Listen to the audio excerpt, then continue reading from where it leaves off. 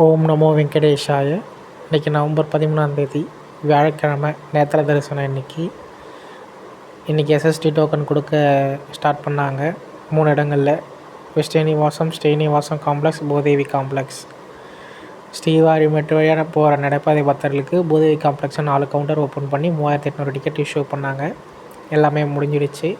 ஏன்னா இன்றைக்கி கம்மியான கோட்டாஸாக ரிலீஸ் பண்ணாங்க. ஏன்னா நாளைக்கு காலையில் வெள்ளிக்கிழமைன்றதுனால ஏகாந்தமாக சேவாலாம் நடக்கும்.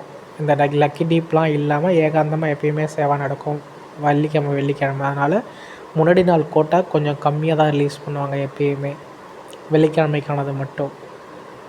அதனால் அதுக்கு தகுந்த மாதிரி பிளான் பண்ணிவிட்டு போங்க.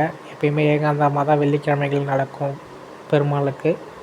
ஸோ டிக்கெட் இருக்கவங்க சாமி பார்க்கணுன்னு நினச்சிங்கன்னா அந்த காலையில் 8-9 மணிக்கு மேலே தான் பார்க்க முடியும். நீங்கள் நைட்டே போயிட்டு நீங்கள் லைனில் நின்னா கூட விடிய காலைல தான் பார்க்க முடியும், 9 o'clock மேலே.